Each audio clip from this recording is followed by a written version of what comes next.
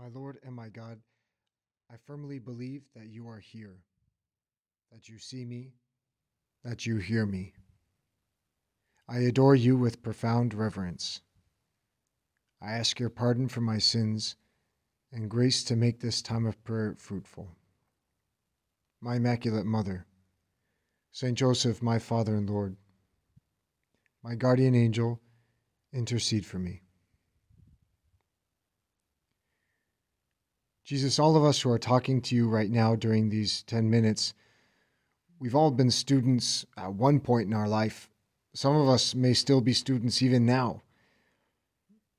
We've all had that experience, sometimes for the good, sometimes for the bad, when at the end of class, we come out with more questions than with answers.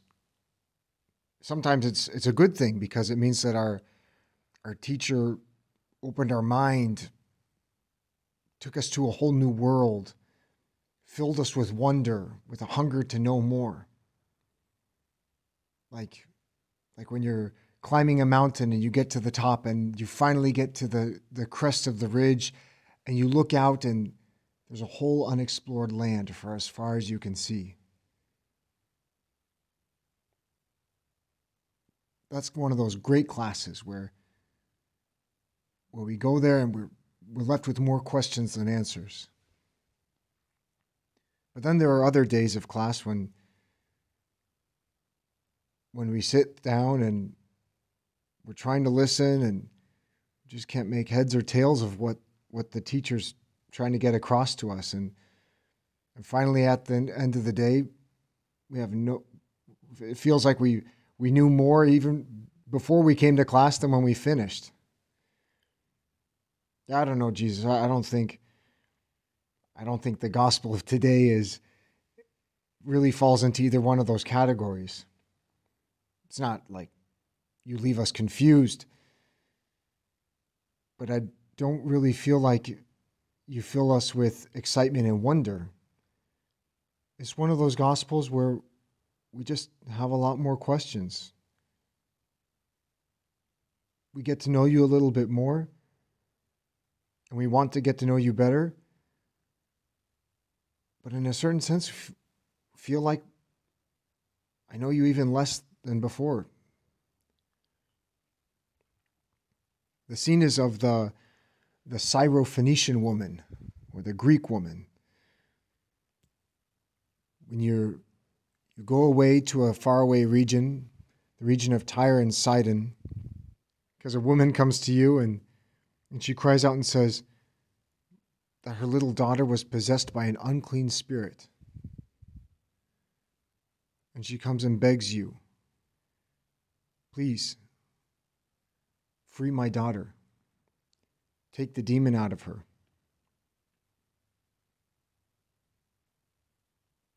But instead of granting her request, responding to her prayer, you respond to her this way: let the children first be fed, for it is not right to take the children's bread and throw it to the dogs. What? Jesus, what does that mean? You spend a whole night healing people. You travel from one place to another so that you don't even have time to eat, healing people, throwing out demons, teaching. And this woman comes to you and you say something about, I'm not going to grant your prayer, and you compare her to a dog? It's pretty startling, Jesus. But then, of course, we know how this passage of the Bible ends. Because she responds, yes, Lord, yet even the dogs under the table eat the children's crumbs. And when she says that, you respond to her, for this saying you may go your way. The demon has left your daughter. And the woman went home and found the child lying in bed and the demon gone. Gosh, Lord, it really does leave me more questions than answers. I think there's one thing we need to keep in mind from the very beginning is that you are God. You are the Son of God. You are the Word incarnate. You are love incarnate. You came to save me, all of us who are talking with you right now, the apostles, the disciples, all of Israel, the whole world. You love each one of us individually. You want each of us to be holy. You want each of us to go to heaven. You want each one of us to be happy. You want the best that's the best for each one of us. Well, that's something to keep in mind from the start of this passage, that even for this Canaanite, Syrophoenician, Greek woman, you loved her. You want her to be holy. You want her to go to heaven. You want her to be happy. You want her to eventually be part of your church. And actually, Jesus, I think that happened because the apostles were present to see that scene when you were talking with her, but then she went away. Well, then how do they know? How does the evangelist know that her child was actually cured when she got home? It must be because later she went and found the disciples, the apostles, and told them that Jesus' miracle actually came to pass. That means she must have looked for the Christian disciples. And having talked with Jesus, with you, Jesus, having received a miracle from you, having received her daughter back from you, and then getting back in touch with the disciples, it's hard for me to imagine that she wasn't a disciple. Anyhow, but I got sidetracked. The point is, you wanted the best for her. We need to keep that clear from the beginning. And so then why do you say to her, or why do you compare her to a little dog? Well, first of all, that's something to know about the Greek, that you're not just saying a dog. The word is actually a puppy. Yet even the puppies under the table eat the children's crumbs, she responds, following on the word that you said. It's not right to take the children's bread and to throw it to the puppies. Well, it could be puppy, it could also just be the house pet. But the point is, it's not a stray street dog. It's not the big, nasty, ugly, unkind animals. This is the cute, cuddly family animal. So it's not like Jesus, you're insulting her. That's also another thing to keep in mind. Why do you resist?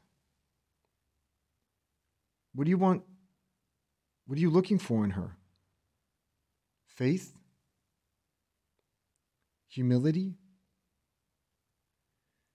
Maybe there was some family or personal circumstance that she had that we don't know about, but that you knew about. And that with this question and this back and forth, you knew it would set things in the right direction to fix it. Maybe this was an animal lover. Maybe she loved her dogs.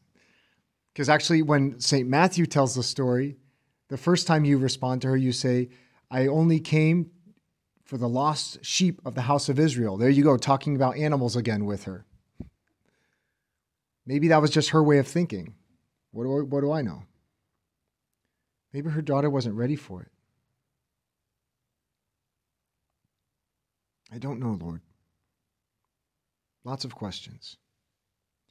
But one thing is for sure, that later on when you told the parable of the insistent widow who would not let the judge sleep until she got her way, I'm sure the apostles thought back on this Syrophoenician Greek Canaanite woman and how she followed after you and shouted at you until you'd give her what she asked for.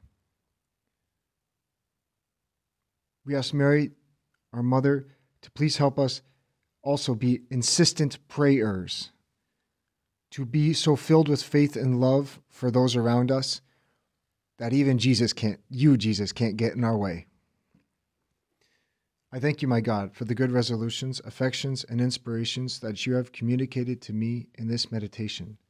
I ask your help to put them into effect. My Immaculate Mother, Saint Joseph, my Father and Lord, my guardian angel, intercede for me.